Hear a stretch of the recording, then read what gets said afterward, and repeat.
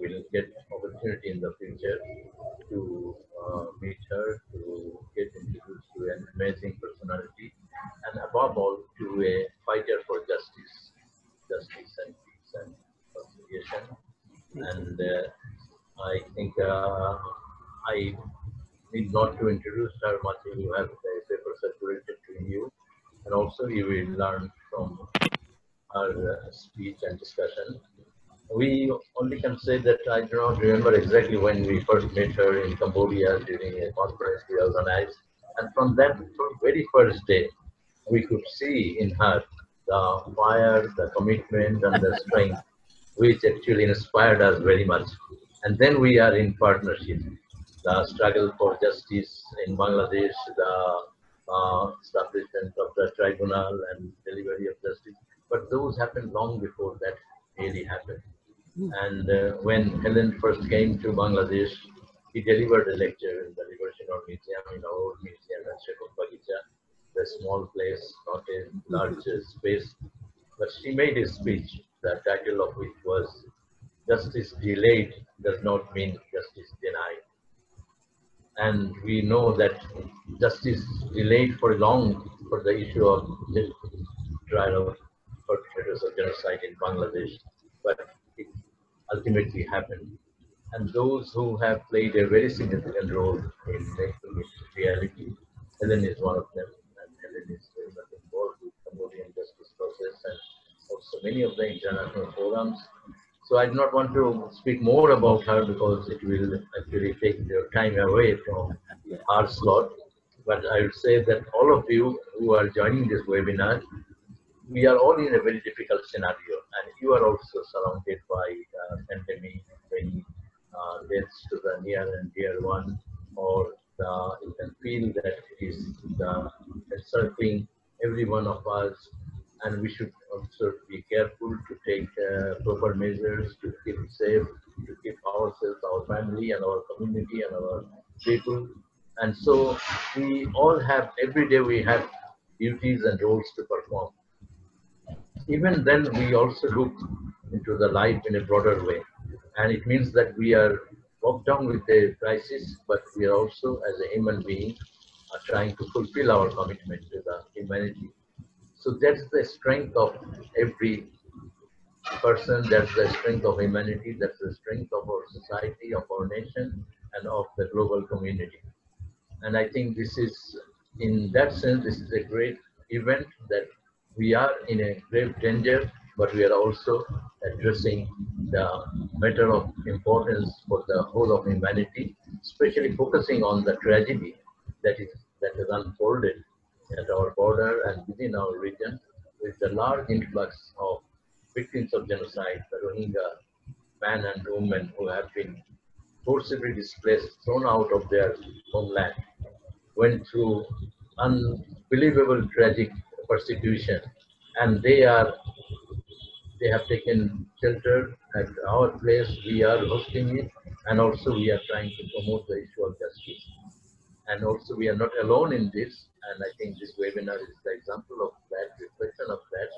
And with that word, I would like to give the floor to Helen Jarvis, and I will also request you to be very attentive, take notes of what we're saying. You can have a Q&A session at the end, but also you can continue this whole concept and the issue with the Liberation Museum, with the center, and also in collaboration with Helen Jarvis. So our good old friend, a fighter, and a great scholar for justice for genocide, Helen Jarvis. Thank you. Thank you very much, Mofido, for your kind words.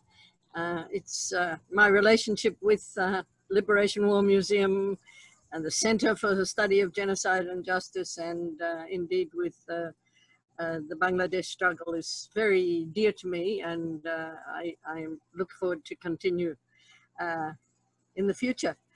I'd like to just start by saying Eid Mubarak to everybody from the Muslim faith who may be watching. And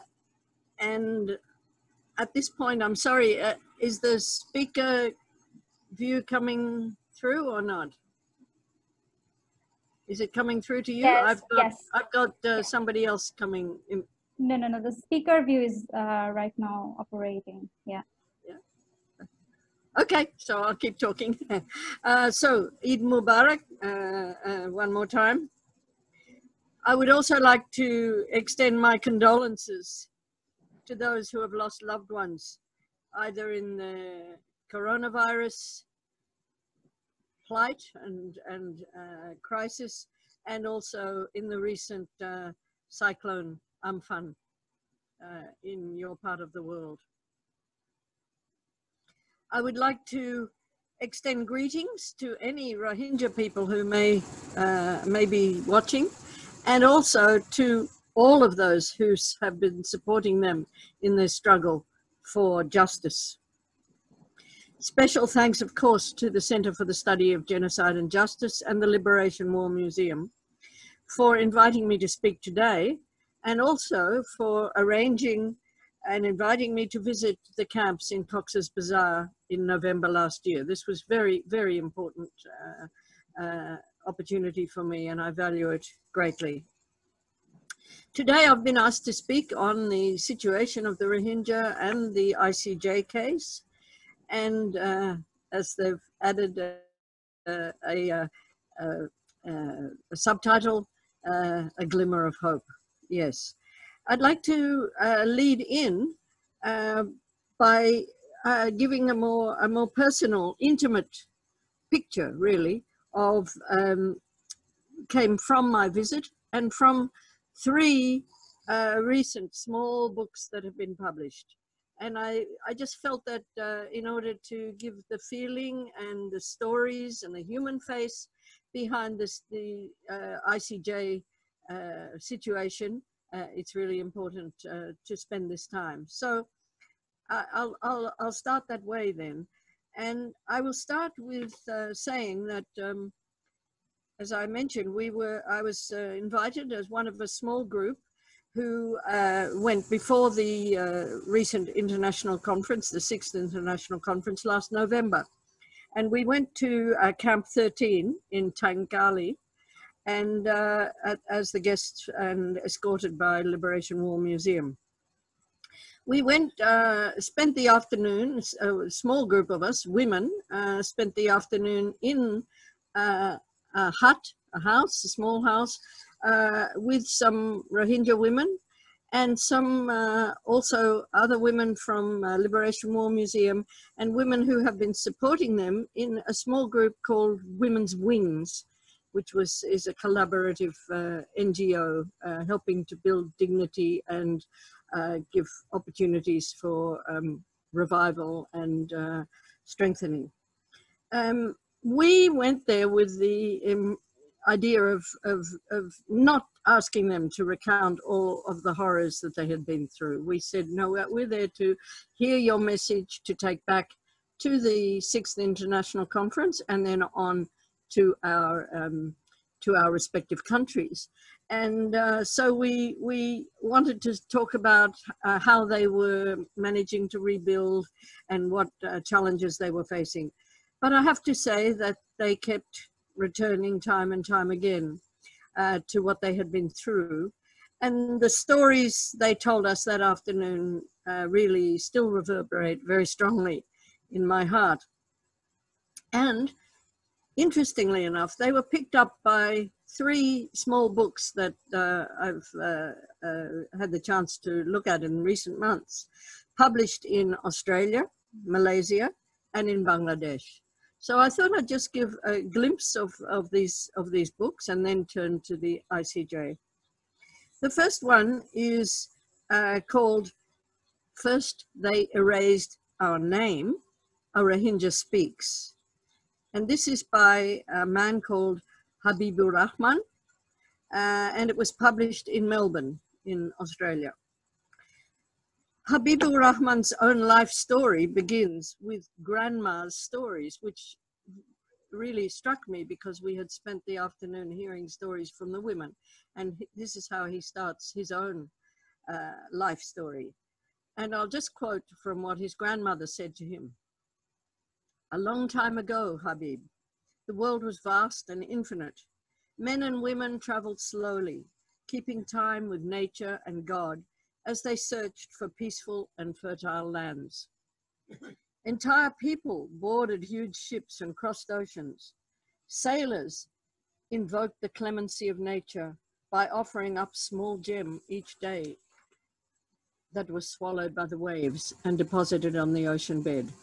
This is how our ancestors arrived, safe and sound, in the kingdom of Rohang, which we now call Arakan. It is this land of plenty, blessed by God, which gave rise to the Rohingya, a peaceful tribe of fishermen and farmers. Your memory is all you will have to keep our history alive, Habib. So listen to me carefully, because your grandmother won't be here forever." Habib then goes on to relate the increasing persecution of his community at home in Rakhine State, forcing him at 15 years of age to flee and to spend 19 years on the run through the seas and the lands of Southeast Asia, and ultimately to find himself in Australia, only to be faced there with 32 months of detention on Christmas Island and in Darwin. And he now lives in Melbourne. Since his release from detention, he remains stateless, but by no means voiceless. And this, I think, is the important point for us. Habib was assisted in writing his memoir by a French writer, Sophie Ansel, during his period of detention, as he watched the persecution of his people back home reach new depths in 2012. He says, "My people disappeared in the euphoria of a new age of democracy in Myanmar. Genocide was a taboo word, and the Rohingya once again did not exist. The one voice of Myanmar had not spoken for us, and now we would have to speak for ourselves." And so he went on to found the Australian Burmese Rohingya organization, and he is the secretary of the Arakan Rohingya National Organization, ARNO, which I think everybody knows. And he's also a refugee ambassador appointed in Australia by the Refugee Council. So I think his book is a really important one, written originally in French and then translated into English, but telling his own story in his own very, very emotional words. The second little book, published in Malaysia by Gerak Budaya publisher, is called No Rohingya, a novel. And this is a book by Yves Bourny. It's a fictional, chapter by chapter interweaving, again, of grandmother's stories, Grandmother Tamina's fantastic tales of the trials of a family of wild dogs, and interweaving that with the harsh experiences of her own family, as that same persecution that Habiburrahman described drew an ever-tightening noose around them. This is a recreation by a French health worker, Yves Bourny, who spent 10 years working in Myanmar, including in the Rohingya area of northern Rakhine State. While presented as a novel, this book has the unusual twist. Usually books have a disclaimer, all the names and facts in this story are fictional. He twists it around and says, this is the creation of the author's imagination or not. Any resemblance may not be purely coincidental. And in the book, beyond the evocative pen portraits that he writes of people, both good people and bad, the most striking feature is the equally evocative characterization of the wild dogs and the abandoned boy, Todi, whom the pack adopts as one of their own. The solidarity of the dogs is contrasted starkly with the dastardly behavior of certain humans towards the Rohingyas. And the need to build solidarity among Rohingyas themselves is the key message that Grandma Tamina repeats week after week in her storytelling to the children of the village. These two small books fill the gaps in the necessarily black and white facts and figures laid out before the judges of the ICJ in December 2019, just a few weeks after our visit to the camp. The Gambia's team of lawyers opened their case against Myanmar for violation of the Genocide Convention in persecution of the Rohingya group, with a request for provisional measures to protect the minority of those remaining in their homeland during the years that it will take for this complex case to be resolved. Nothing could have been further from the bamboo hut in which we spent our afternoon, huddled together with the Rohingya women on the floor, than the stiff formality of the ICJ hearing as the 17 judges filed solemnly into the high-ceilinged wood-panelled room, exuding power and wealth beyond compare. The few Rohingyas and their supporters, including Mofidul Sir, who managed to get places in the room, in the small audience room, very small, and behind the legal team, rose one by one to present their arguments for the court to issue protective measures. Then we heard the Myanmar presentation. Unbelievably, the words rape, sexual violence, murder, torture, massacre never passed their lips. And Aung San Suu Kyi, as the agent, asserted that Myanmar was in train of punishing the rogue offenders and that any intervention by international judicial bodies should be seen as meddling intervention. And finally, she summed up asking for the case to remove the case from the list. But on the 23rd of January, far from throwing out the complaint filed by the Gambia, the 17 judges accepted to hear the case and issued strong protective rulings. For the world's highest court to state clearly that the Rohingya in Myanmar appear to constitute a protected group within the meaning of the Genocide Convention is itself highly significant.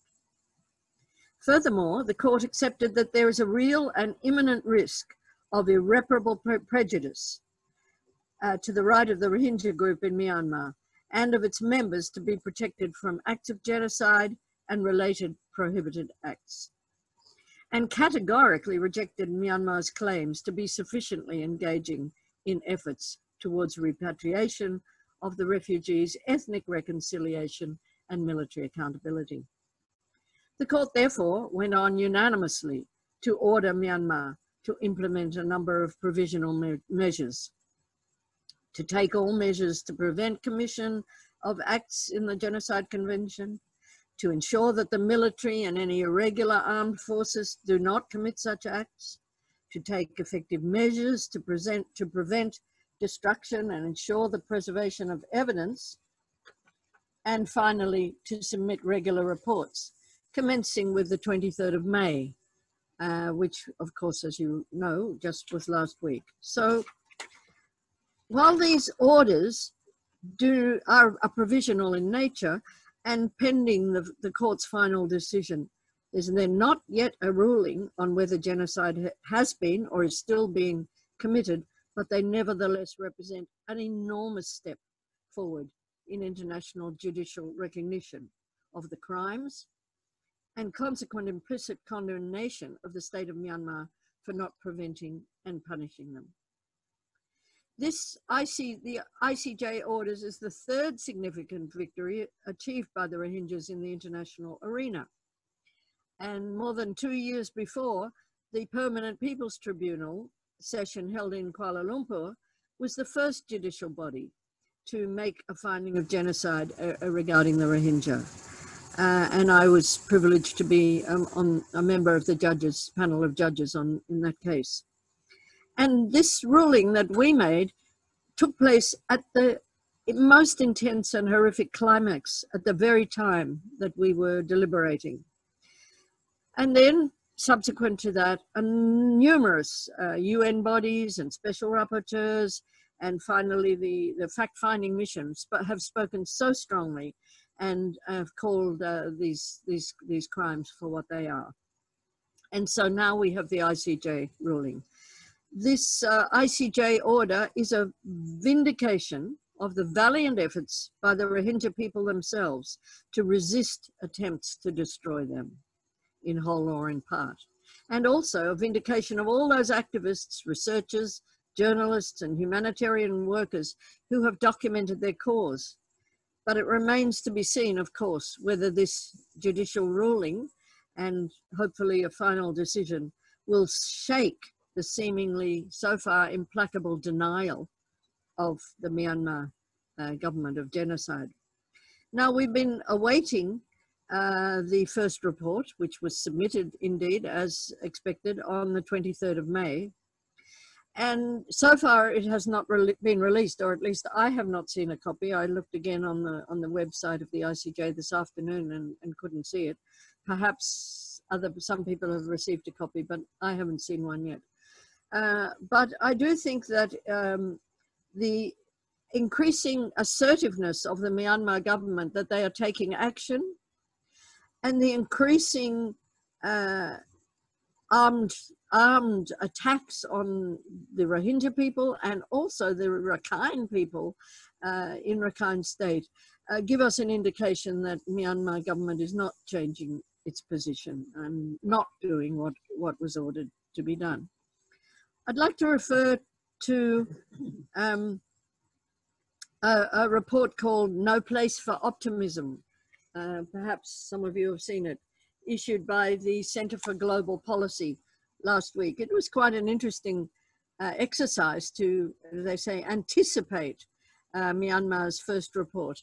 And indeed, I think probably what they've said is exactly what the report probably has in it, that Myanmar will continue to assert that no genocide is taking place, will defend its continuing military operations as legitimate and conducted in accordance with international law, will emphasize the threat posed by the Arakan Rohingya Salvation Army, ARSA, and the Arakan Army, which it puts together as terrorist organizations, and therefore justifies the increasing persecutions. This report suggests they will acknowledge the possibility of some violations of international law, as indeed was done in The Hague, but they will say that they are doing everything they can. And in fact, its purported efforts, they did issue 3 directives in the recent recent month.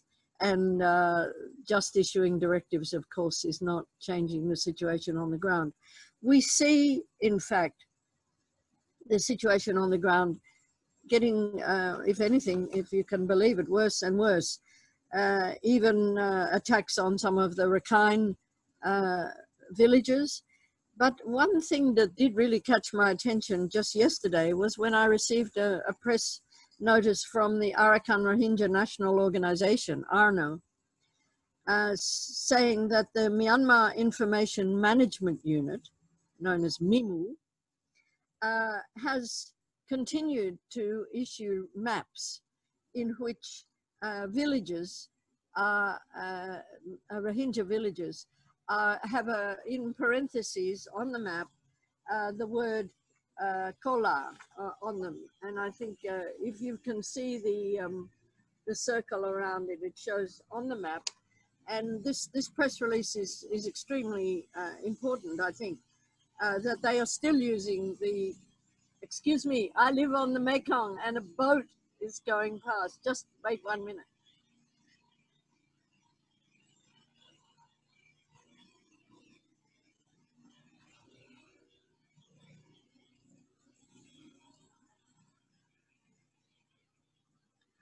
One of our neighbors has a fishing boat and not a very good muffler on it, so it's making quite a loud noise.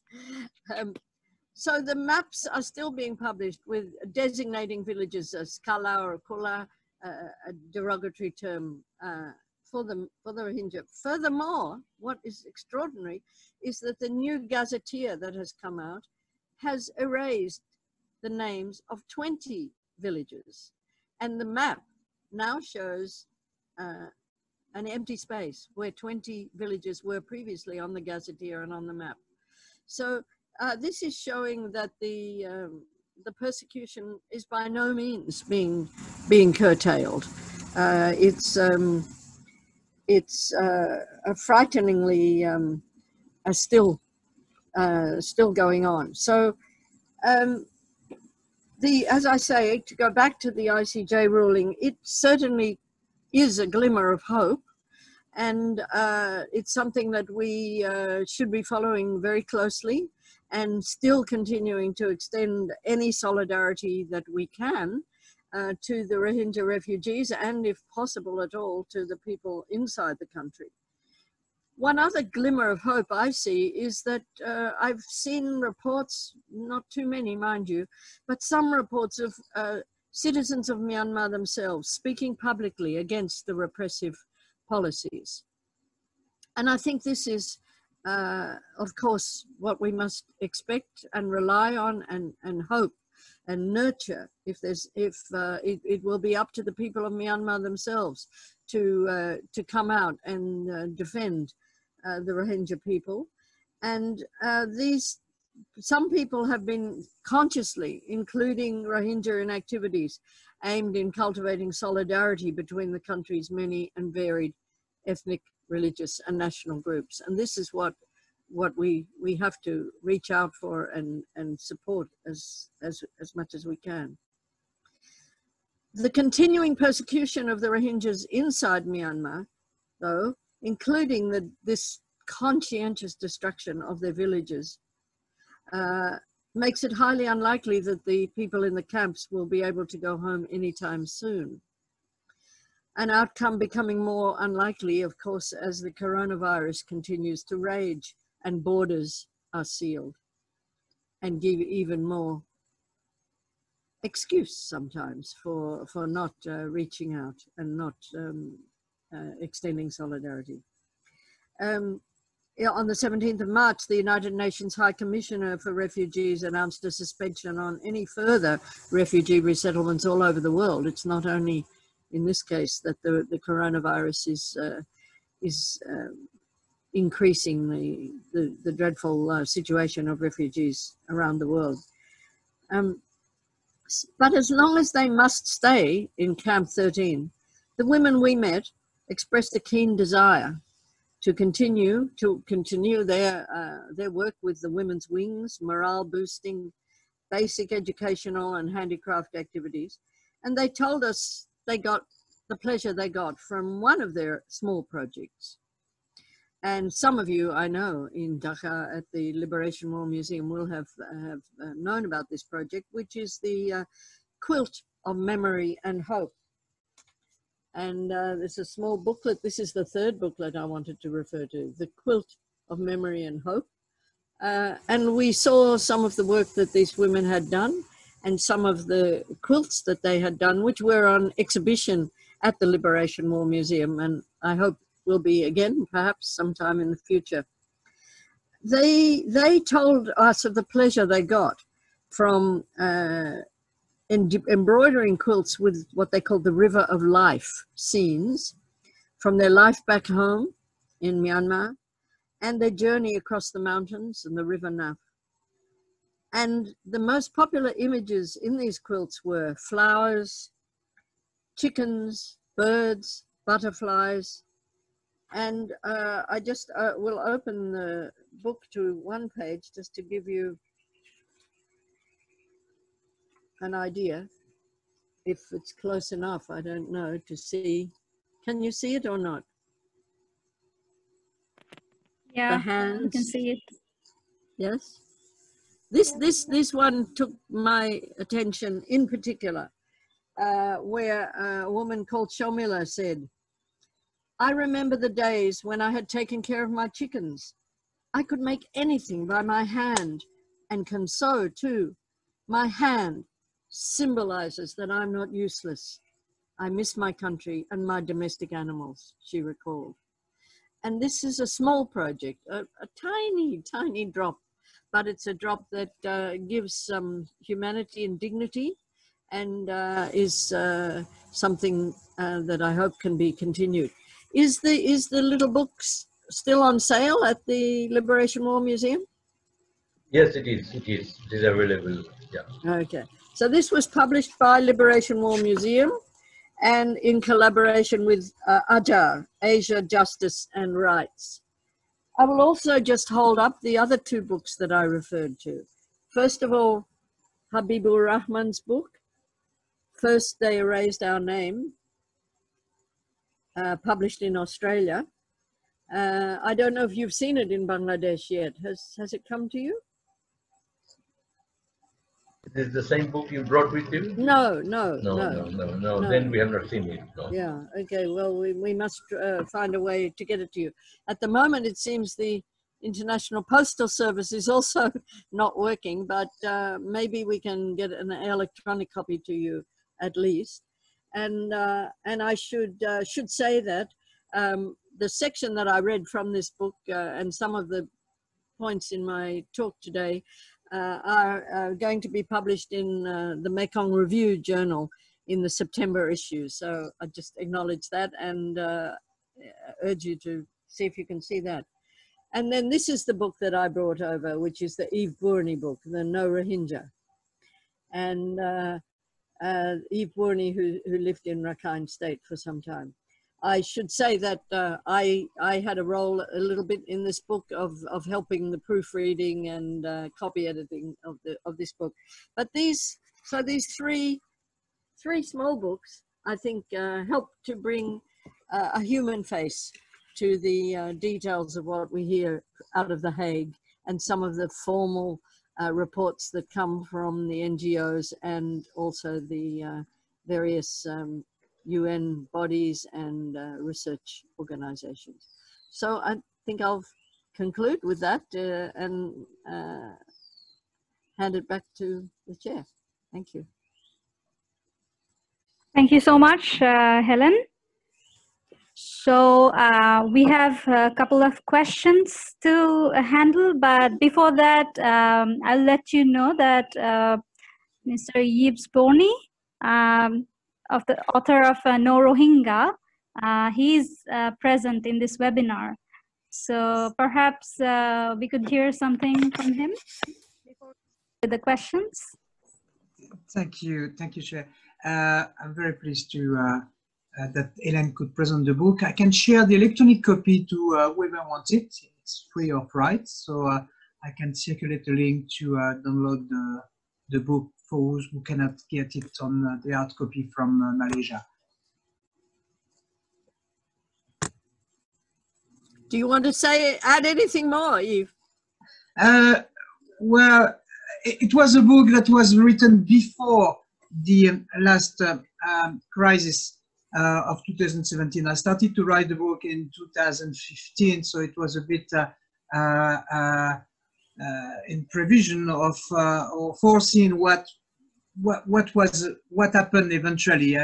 You could feel for many years that it would come at one day, at one stage, this major crisis. And I think people who have lived there, who have seen what was happening between the Burmese and the Rohingyas, could anticipate clearly that it was to happen. And unfortunately, I don't think that the Burmese, and not only the government, that's what's very important to say, not only the government, all the Burmese, and nearly 100% of the Burmese I know are totally convinced that the Rohingyas will never be allowed to come back to Myanmar. No, I think there's something even more important now is that you still have a lot of people, of Rohingyas, living in northern Rakhine states, and they are in very unsafe situation in villages surrounded by hostile neighbors, and they are purely simply dying there. And we probably should definitely move on to plead for securing their fate, because some of them wants to stay in Myanmar because that's their land, but some others would like to leave because they can't stay there anymore. They want to have a novel life, but they just can't physically, because they can't travel to the border with Bangladesh or to any other border. So they are kind of trapped in their village, waiting for their fate, actually, and they are in danger, actually. And that's not only a bunch of people. We are talking here about 200 or 300,000 Rohingyas still living in those villages that haven't been obliterated from the map, but certainly the villages surrounding this village are waiting for them to go and to take their land back, or to appropriate their land. Yeah. Thank you so much. Could you hear that? Yeah. Yeah. Thank you so much for joining us in this webinar. And also thanks to Helen for this wonderful lecture. Now we move on to the questions. So Helen, you might see, I have sent you the questions in the group chat over there. So the first question, I just read it out for the audience. It's, as the ICJ proceedings on Rohingya genocide issue are marching forward, which might take quite a long time to end, how will the ICC proceedings on the same issue, but on the question of individual responsibility of the perpetrators, be impacting the issues of ending impunity as well as repatriation for the Rohingya?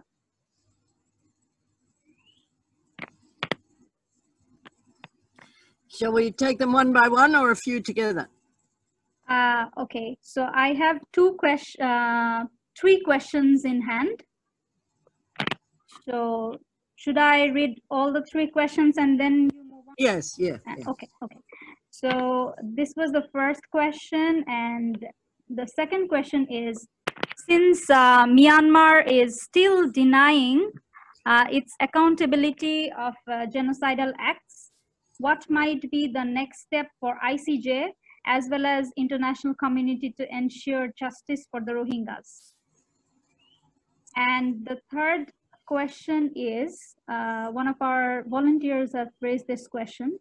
She said, as per my understanding, Gambia has brought Myanmar to the International Court of Justice is a dispute between state versus state. It can impose instructions or force Myanmar to take necessary measures for the Rohingya people. But what about making liable the head of the state? ICJ cannot give liability to any individual as well as can't penalize. What will be done with the head of the states? Quick question.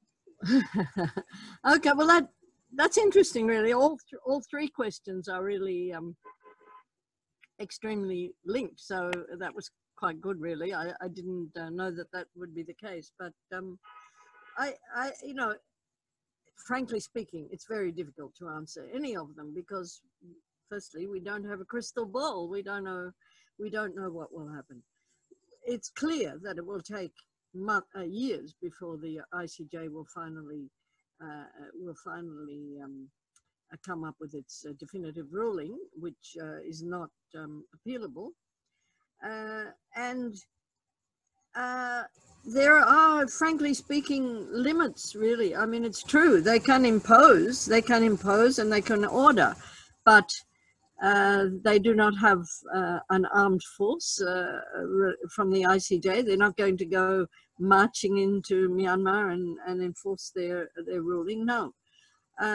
We are still back to where the question of moral authority is what we have to rely on, and this is even from the point of view of you know, back to the Permanent People's Tribunal.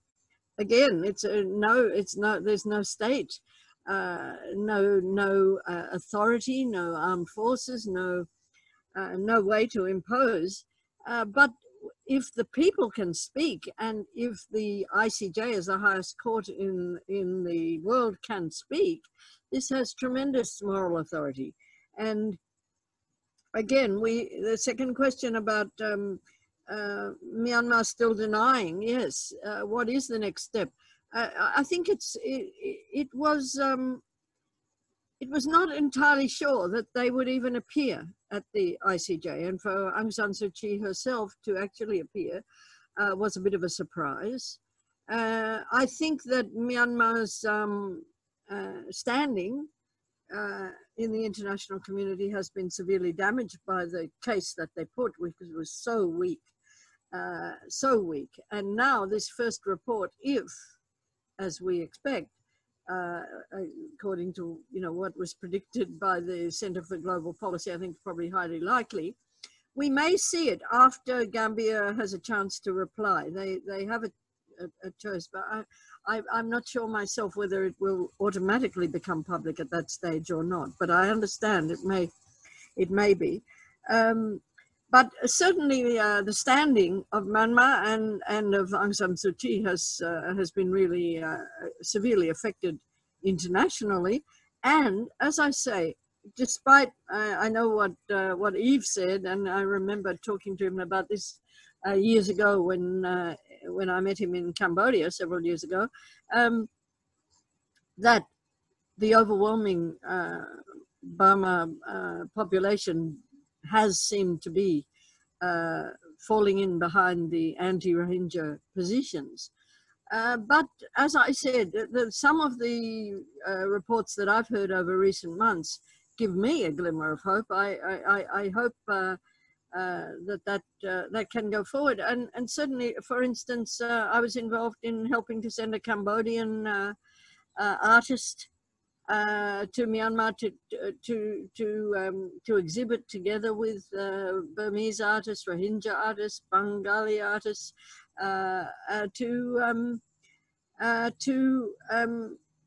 to talk about solidarity across religions, across ethnic groups, and so forth. And I saw some footage on the internet of some poetry readings recently with Rohingya people being invited. I don't know if you've seen them in Bangladesh, but these give me great cause for hope. I think the question of the parallel proceedings in the ICC is a very interesting one. Of course, that's much more limited in scope because it touches only on the crime of forced transfer, and this is an interesting one because the whole crime cannot be separated. The crossing of the border was an integral part of that crime. Therefore, it becomes an international crime. And I think that as we see this unfold, we'll get a lot more information, and other things will also develop from that. And with the investigative mechanism, there's an enormous amount of documentation that is still being gathered.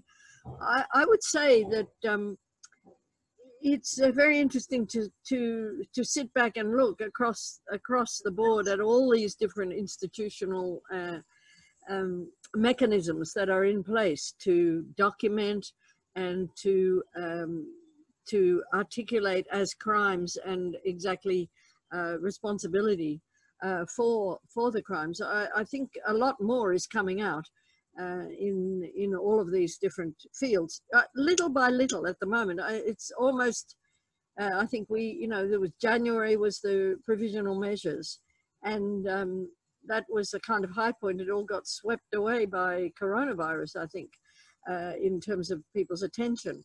But now, as things open up again, as we will probably see the report from Myanmar and Gambia's response, these filings and the filings in the ICJ and the work of the investigative mechanism will produce a lot more.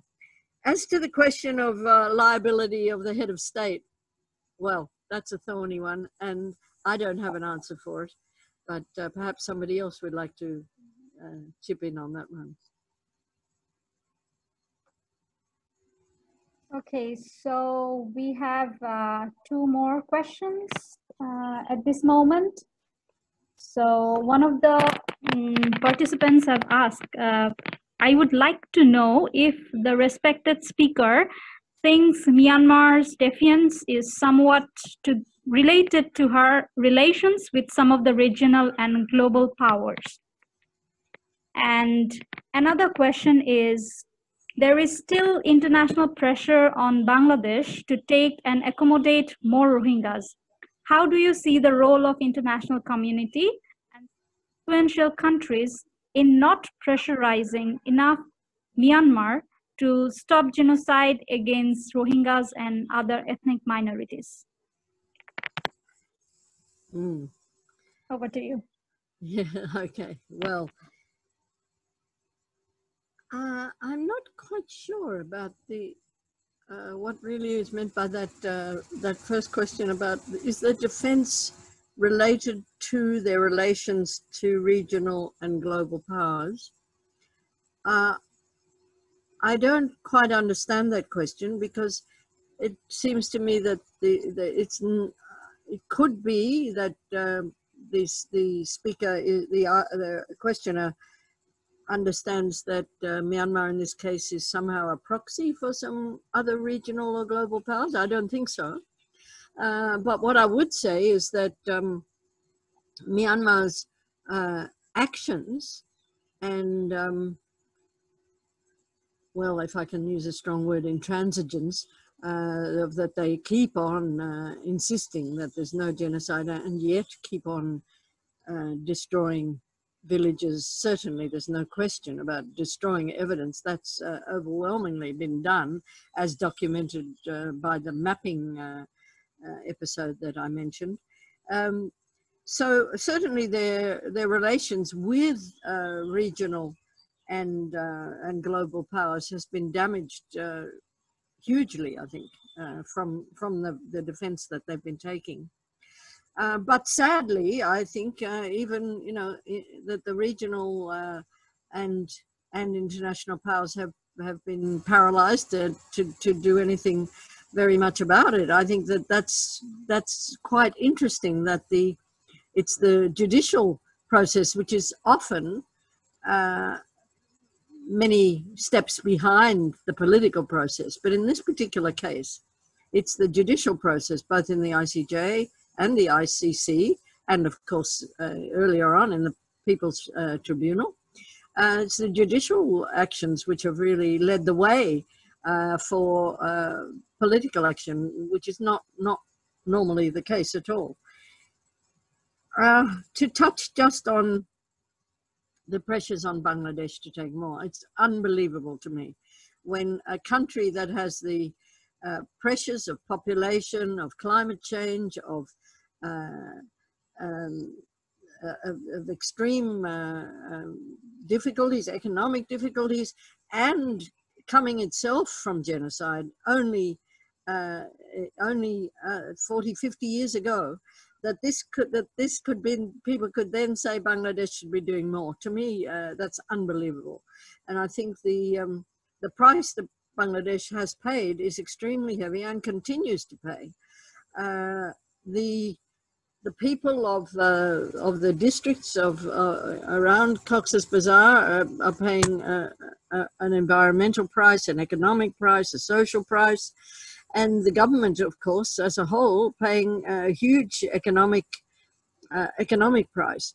The only thing I can say is that Bangladesh has gained a tremendous respect and prestige, if I can use that. It's a silly word to use, but respect and recognition of taking a very, very noble actions when other countries have turned away. It's unbelievable to me that all the other countries around the Andaman Sea and down into the rest of Southeast Asia have not held out a helping hand, except for, as we probably remember, some of the Achinese fishermen some years ago did extend humanitarian safety and rescue of some of the Rohingyas.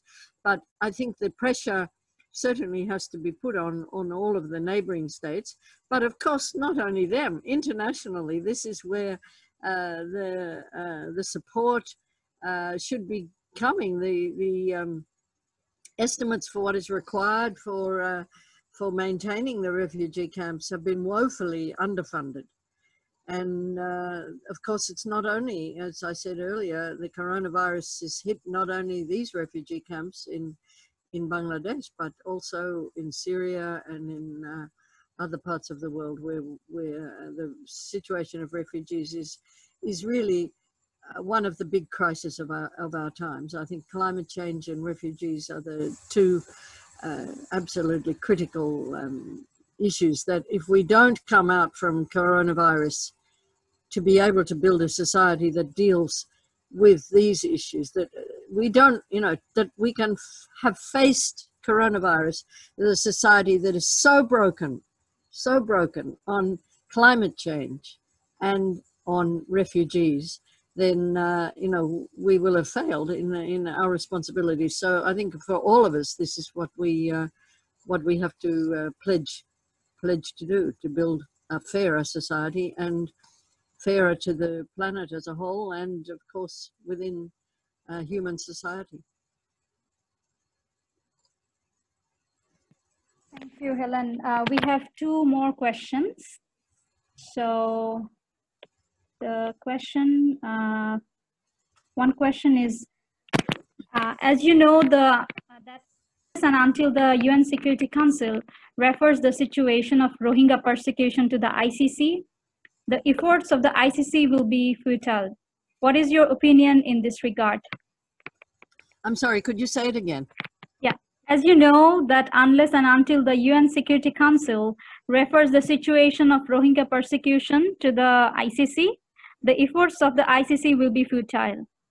What is your opinion in this regard? This is one question, and we have another in hand.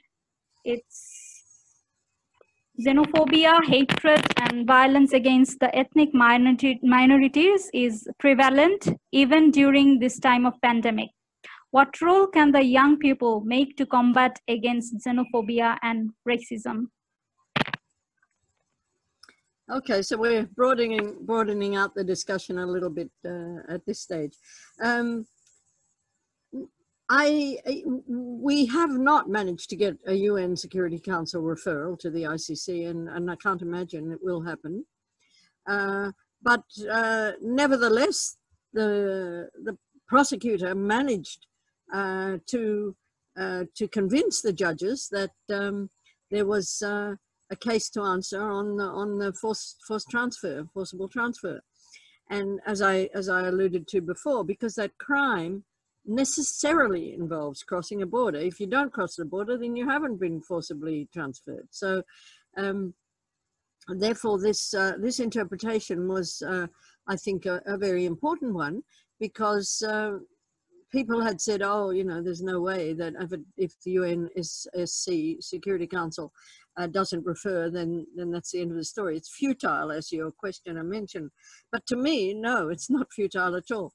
There, a chink was found, a chink in the armor was found, and I think the proceedings of the ICC and the victims' opportunity for victims' voices to be heard, and documenting the experiences that they've had is still going forward. And so, no, certainly not futile. And I think a very important thing to be going on in the years that it will take. The ICJ always moves slowly.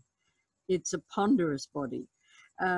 It moved with extraordinary speed, I think, to issue these provisional measures, just an indication of how seriously they saw the threat to the continued existence of the Rohingya people, in whole or in part. They saw it was absolutely under threat, and they said it clearly. So this was an unusually swift and, shall I say, unusually direct and forceful series of provisional measures, most unusual. But I think that during the time that the filings come in, and the memorials, as they call them, and the judges are considering it, the proceedings of the ICC will come into the foreground, and we should be paying a lot of attention to that. I think that a lot can come out of the case, even though it is limited to the forcible transfer at this point. On the question of xenophobia and hate speech, yes, this is one area that, again, I think that it will be very difficult for Myanmar to say in their report that they're doing anything particularly effective in this regard. We see the hate speech really still spewing out in Myanmar. But I think this, as I mentioned, these glimmers of hope of some of the young people standing up, some of even the Buddhist clergy coming out with more expressions of solidarity and respect for human rights. I think these it will be up to everybody to try to combat that. And I would like to say that this is also, I think, you know, we have to congratulate again the Liberation War Museum and the Center for the Study of Genocide and Justice that you've focused a lot on this area too, on two areas of documentation, stories, documentation, and also on combating xenophobia and building solidarity. I think the last two questions that we have in hand, one is asking about the role or responsibility of other states. So, what do you think about the responsibility of other states in case of giving shelter to this Rohingya people, since Bangladesh is not the only one state in this world who should take and undergo it alone? And the second and the last question is, do you really see any light of hope from the proceedings relating to ensuring justice for the Rohingyas in near future? Well, I think both of these questions really we've touched on before. Yes, of course, other countries have to step up and take this responsibility. It is absolutely intolerable that Bangladesh should be shouldering this burden alone, whether it is in terms of financial cost or in actually taking refugees in. But of course, the main question is not to find third settlements; it's that they want to go home. And this is one thing that came through loud and clear when we were in visiting the camps. And if you read this little book of the quilt of memory and hope, all over and over and over again, it's they want to go back to their own place, but in safety. And this is what we have to be arguing for. Of course, I see light and hope. I wouldn't be here with you today if I didn't. And this is what we have to join hands together to advance these little flickering candles.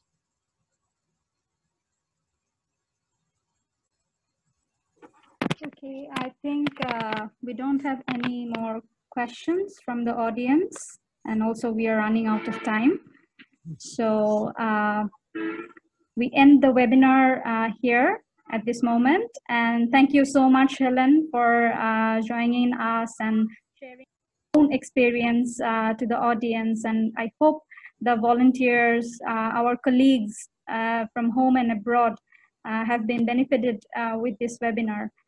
We hope to have you in our coming activities and events. Thank you so much and take care. And thanks to the audience for joining us in the webinar. Thank you so much. Thank you.